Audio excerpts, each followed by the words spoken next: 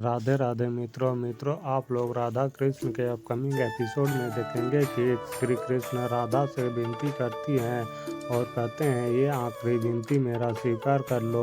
उसके बाद मैं तुम्हारी विनती स्वीकार करूँगा, मैं वचन देता हूँ। तो राधा कहती है मेरा हर कठिनाई में तुम्हारा प्रेम मेरा साथी रहा है। यदि तुम्हारी यही इच्छा है तो ठीक है, जब भी तुम अपने मृत दूत से मिलोगे मैं तुम्हारे साथ खड़ी रहूंगी। तभी श्री कृष्ण कहते हैं मैं भी तुम्हें वचन देता हूँ कि तुम मुझसे पूर्व पृथ्वी लोक छोड़कर जाओगे राधे। तो राधा कहती है परंतु कौन है वो मनुष्य जिससे हमें भेंट करना है, जो तुम्हारी मृत्यु का कारण बनेगा। फिर आप लोग आगे देखेंगे कि जारा की पत्नी जारा से कहती है तुम्हें श्री कृष्ण के लिए किसी चीज़ का आखेटक करना चाहिए। तो जारा कहता है श्री कृष्ण के समक्ष एक मृत जीव को उपहार के भांति प्रस्तुत करना कदाचित उचित नहीं होगा। संसार के सारे जीवों से प्रेम करते हैं हमारे श्री कृष्ण, चाहे वो मनुष्य हो या पशु। तो जारा की पत्नी कहती है आप एक बार इस पथ पर चल कर तो देखिए, कदाचित स्वयं श्री कृष्ण आपका मार्गदर्शन कर देंगे और आपको एक उचित समाधान भी मिल जाएगा। तो जारा कहता है श्री कृष्ण ने मुझे सदा ही उचित मार्ग ही दिखाए हैं और इस बार भी मेरा मार्गदर्शन अवश्य ही करेंगे, मुझे पूर्ण विश्वास है उन पर। फिर आप लोग आगे देखेंगे कि राधा श्री कृष्ण से पूछती है बताओ श्री कृष्ण कौन है। तो श्री कृष्ण कहते हैं धीरज रखो राधे, जो होना है वो अवश्य होगा। उस व्यक्ति ने तो बस अपने कर्म के पथ पर आगे बढ़ना आरंभ किया है, वो अपने कर्म के पथ पर आगे बढ़ेगा तो उसका ये पथ उसे अति आवश्यक खोज तक ले जाएगा और उसका कर्म पथ कर्म का मार्ग दर्शन करना मेरा ही कर्तव्य है। तभी बलराम का आते हैं और कहते हैं मैं भली भांति जानता हूँ तुम किसकी बात कर रहे हो कान्हा। फिर आप लोग आगे देखेंगे कि जारा को एक हिरन दिखता है और जारा उसका आखेटक करना चाहता है, किंतु श्री कृष्ण उस हिरन को बचाते हुए नदी के किनारे तक जारा को ले जाते हैं और अंत में जारा नदी तट पर बैठ जाता है। फिर आप लोग आगे देखेंगे कि राम श्री कृष्ण से कहते हैं ऐसा तो यदि आखेटक नहीं कर पाया तो तुम्हारे उपहार के लिए तो जारा तुमसे मिलने कभी नहीं आएगा। तो श्री कृष्ण कहते हैं नहीं, वो आखेटक करेगा, मुझे उपहार देने हेतु वो ये सब करेगा, अभी उसे अपने कर्म के पथ पर बस आगे बढ़ने दीजिए। फिर आप लोग आगे देखेंगे कि जारा नदी तट पर बैठकर श्री कृष्ण के धनुर्विद्या को याद करता है और कहता है कितना बड़ा भागा हूँ मैं, श्री कृष्ण ने मुझे आखेटक करने की शिक्षा दी और मैं उन्हें आखेटक करके एक पशु देने में मैं भी असफल रहा।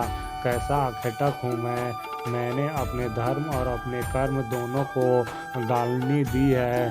तभी श्री कृष्ण अपने दिव्य शक्ति से नदी पर दो मछलियाँ ले आते हैं, जिससे देखकर जारा कहता है पशु न कहीं परंतु श्री कृष्ण के लिए एक साधारण मछली का ही आखेटक तो कर ही सकता हूँ। फिर जरा मछली का आखेटक करता है। तभी बलराम श्री कृष्ण से कहते हैं ये क्या कान्हा, एक जीव को बचाकर दूसरे का वध करने दिया तुमने, उसे मछली का क्या दोष था कि उसका आखेटक क्यों करने दिया। तो श्री कृष्ण कहते हैं स्मरण है एक समय पर मैं मत्स्य था और ये मछली जिसका वध हुआ है मेरा ही अंश था। तो राधा कहती है कृष्ण तुम ठीक तो हो ना। तो श्री कृष्ण कहते हैं मैं बिल्कुल ठीक हूँ, अब चलो, मुझे लगता है अब जाने का समय आ गया है। सभी द्वारकावासी एवं मकर संक्रांति के पूजा के लिए जो अतिथि आए हैं उनसे भेंट करने का समय अब आ गया है।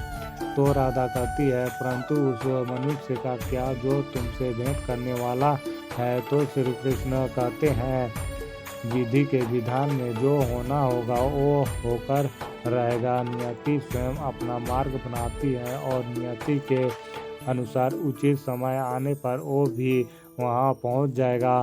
फिर आप लोग आगे देखेंगे कि द्वारिकावासी एवं सभी अतिथि श्री कृष्ण और राधा से भेंट करने के लिए आतुर रहते हैं और कहते हैं, श्री कृष्ण अब तक क्यों नहीं आए हैं, इतना विलम्ब क्यों हो रहा है। राधा का भी कोई समाचार नहीं है, क्या वो दोनों हमारे साथ मकर संक्रांति के इस उत्सव में भाग नहीं लेंगे। तो रुक्मणी कहती है, नहीं ऐसी बात नहीं है, थोड़ा धैर्य रखे, श्री कृष्ण आते ही होंगे। तभी श्री कृष्ण और राधा पहुंचती है। फिर श्री कृष्ण कहते हैं, विलम्ब के लिए क्षमा चाहता हूँ, मैं जानता हूँ कि आप सब मुझसे भेंट करने के लिए कितने आतुर हैं और मैं आप सभी का हृदय निराश नहीं होने दूंगा। यहाँ के हर व्यक्ति से मैं भेंट करूँगा, सभी एक एक करके आए, मैं सभी से मिलूँगा। फिर आप लोग आगे देखेंगे कि जारा बैठकर मछली को देखते रहता है। तभी उसकी पत्नी आती है और कहती है, अब इसका क्या अभिप्राय है, अच्छी भली मछली तो है, इसे श्री कृष्ण को उपहार स्वरूप भेंट देने में क्या कठिनाई है। तो जारा कहता है, पहले मुझे भी यही लगा कि कोई साधारण मछली है, परंतु जब मैंने इसे ध्यान से देखा तो इसके अंदर से मुझको एक विचित्र धातु का टुकड़ा मिला। थोड़ा देखो तो इस धातु के चलते मैं मछली दूषित हो चुकी है, इसे अब श्री कृष्ण को भेंट में नहीं दे सकता हूँ। तो जारा की पत्नी कहती है, अब आप क्या करेंगे। तो जारा कहता है, पहले मैं उस हिरण का आखेटक नहीं कर सका और उसके बाद ये मछली भी दूषित निकली। कदाचित श्री कृष्ण चाहते हैं कि उनके समक्ष मृत जीव पर तुष्ट ना करूं, इसलिए अब उनके लिए कोई और ही उपहार लेकर जाना होगा। फिर जारा धातु को टुकड़े को ध्यान से देखता है और कहता है, लगता है यह धातु बहुत ही अनमोल है, क्यों न इसी का कुछ बनाकर श्री कृष्ण को भेंट में करूं। केवल आखेटक ही करना मेरा धर्म नहीं हो सकता है, ये मेरा सौभाग्य होगा कि मैं अपने हाथों से श्री कृष्ण के लिए कुछ बना सकूं और यही मेरा कर्म भी होगा। फिर आप लोग आगे देखेंगे कि माता गौरी महादेव से कहते हैं, महादेव आपके नेत्र में ये आंसू कैसे हैं।